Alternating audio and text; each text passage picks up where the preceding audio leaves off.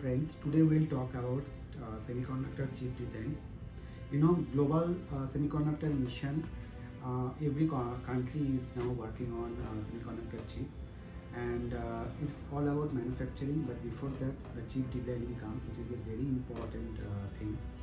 And we are talking about semiconductor, India semiconductor mission, and we are talking about Atmanirbhar Bharat. If we talk about semiconductor chip design within India, so it is important to know what is semiconductor chip design, and more specifically starting with what is RTL. So be with me and let's start with that. Now, what is RTL?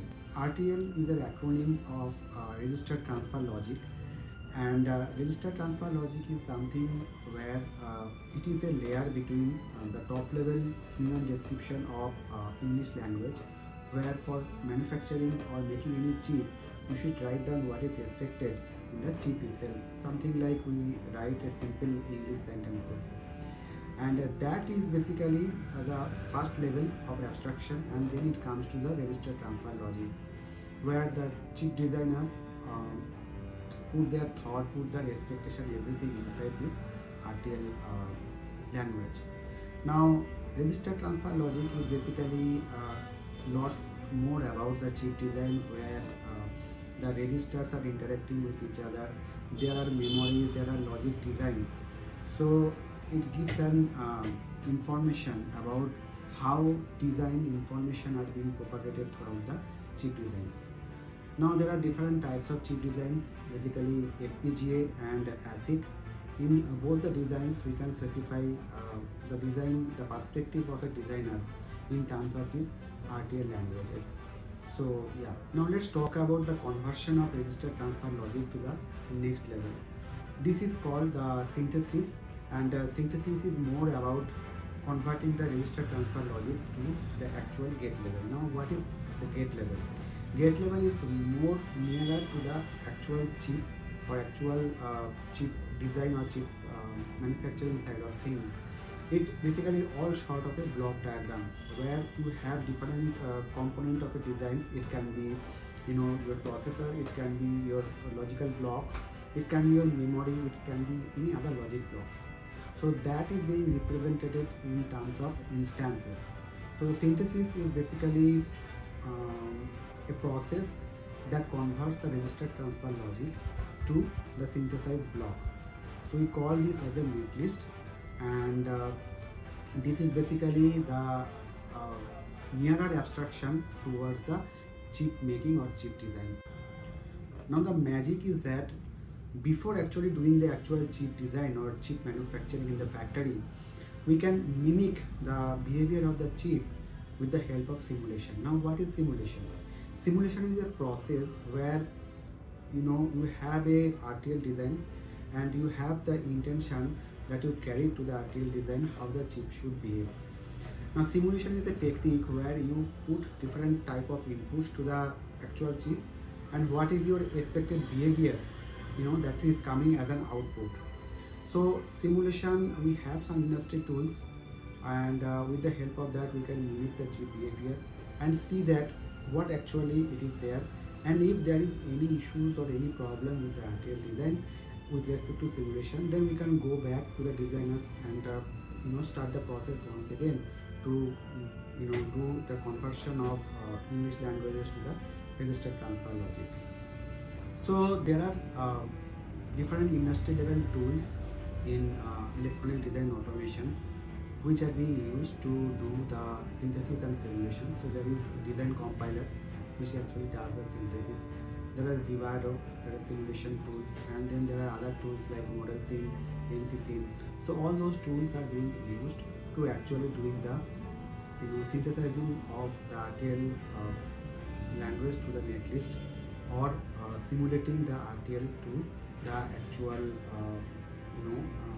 the mimic of the actual behavior of the chip design. So it is extremely important for the designers to use those industry level tools and to check that whether the RTL design that has been generated by them is correct or not. It is behaving actually what it is expected from here. Now let's talk about RTL languages. There are two very popular RTL languages, that is Verilog and VHDL. Now, what is Verilog? Verilog is basically a very old language, I would say, in RTL specifications, and it is very easy to understand.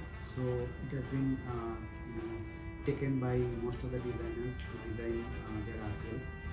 And there are VHDL also. VHDL is also more strict, more type related stuff, and it is not as easier compared to the Verilog. And on top of it, there is system Verilog. System Verilog is basically nothing but it encapsulates the information of the intent of simulation as well as synthesis. That means that in a single language you can incorporate designer's intent, that what are the things that is expected with respect to synthesis and simulation. So it is called a design verification language, not only hardware description language, but hardware description and verification language. Now, while designing RTL, there can be different kind of issues which can come and which are being tracked by the tools, different tools like synthesis, simulations, and timing tools. So there can be issues with respect to the timing. There can be issues with respect to clock domain crossing. There can be issues with respect to actual functionality which can be caught in the simulation process. So it is the RTL designers or chip designers' role to go back to the original design and rectify them, and again doing the same process of running the synthesis and simulation on top of the RTL language and come to a neat and clean RTL description of the chip, which is functionally correct and also which is optimized one. So I think for practice, if someone who is new to RTL designs, they can start with some simple circuit like adder, subtractor, and multiplexer kind of things, where they can actually write some intent of making those things in terms of RTL language, and try different tools, synthesis and simulations tools. Even there are some free open source tools also that is available in the market. They can try doing those things and they can play with that, and in that way they can learn the RTL design itself. Last but not the least, I would like to tell about a book that is called Semiconductor for All, and this is a new book I have published, which gives a very vivid way of saying what is semiconductor and what is chip designs and artificial intelligence. So there are 25 fascinating topics which has been discussed. So if you are interested about semiconductor and AI, then just go to Amazon and just get a copy of this book. So friends, if you like this video, so please do like, subscribe, and repost of this video, and also that's it, and see you in the next video. And for now, Subhasish Chakraborti signing off.